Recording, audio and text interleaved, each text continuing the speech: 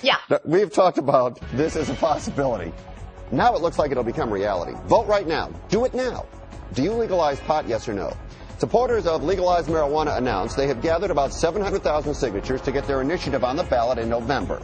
It would make it legal for anybody 21 or older to possess an ounce and grow it in an area no larger than 25 square feet for personal use. Now, a poll taken last April found 56% of the voters in the state wanted it.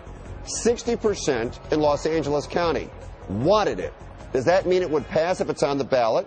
Not necessarily. Supporters say sell it, tax it, and the state profits. The President of the United States against legalizing it nationally for recreational use. Melissa, how do you think the people of this state will vote? I think we are all for it. You know, we have such problems with drunk driving, and people who smoke pot are less menacing on the road than alcoholics and drunks. Let me jump in. Let me jump in and ask you a question. If you're altered, how are you less menacing? Well, my running joke is, what's the worst that someone's going to do? They're going to sit through a rotation of a light because they're not sure it changed. But that's sort of a bad example. But my feeling is tax it, package it, do it. It's, if we can do that with alcohol and tobacco, which in a lot of people's opinion are significantly worse than marijuana, show me the difference. Celeste? I say over 21, if you can drink alcohol, you can do that. It also is going to cut down on crime.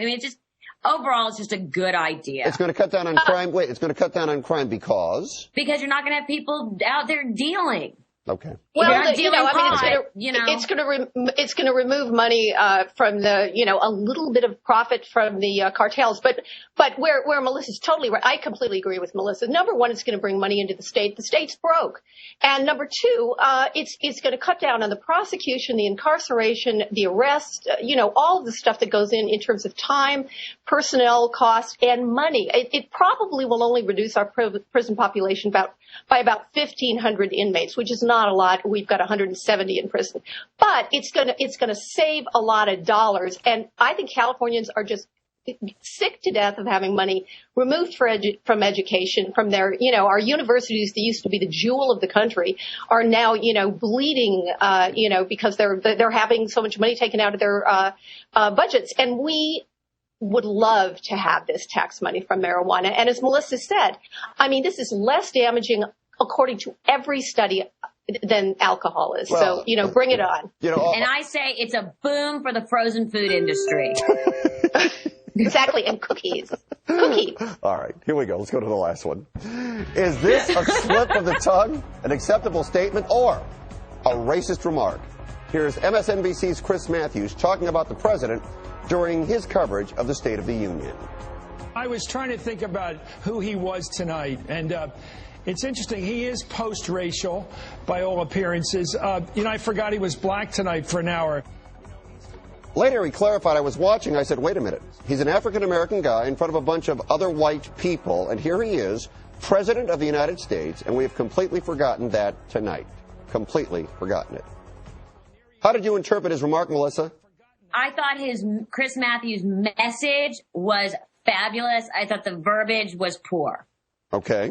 So I think we're also everyone who's jumping on saying, how could he see that? We're all forgetting what he was trying to say. The message was so important.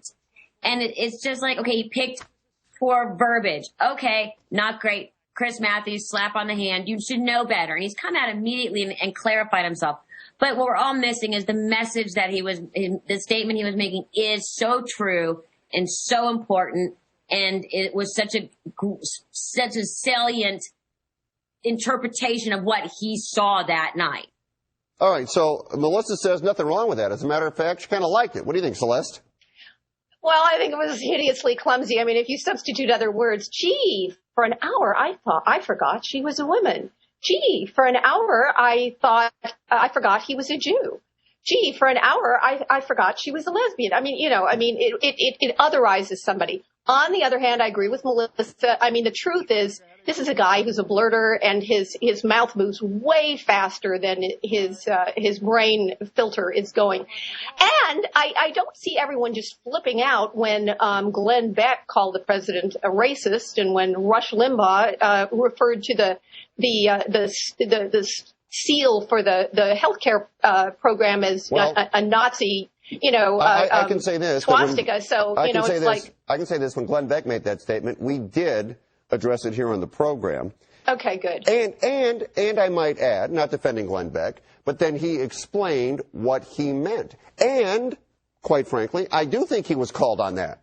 I do think he was called on that. I just think, and I'm glad you did that, but I think so much, there's so much nonsense out there that said that isn't called. And yet on the other hand, I mean, I just cringed when I heard it. I suspected I knew what he meant, but not very graceful. I really do feel poor verbiage. He's been called out on that, but again, everyone's trying to harp on that rather than accepting what the message he said, which you could see on the Rachel Maddow show, which was such an important message. All right. Now, before we go tonight, Melissa, Celeste, hang tight here because Melissa's going to plug her new book. Go ahead, Melissa. I'm going to plug my new book, Red Carpet Ready. You can pre-order on Amazon. It comes out February 3rd. It's a great read, I think. Lots of fun, lots of tips, lots of life lessons, lots of inside story from the red carpet.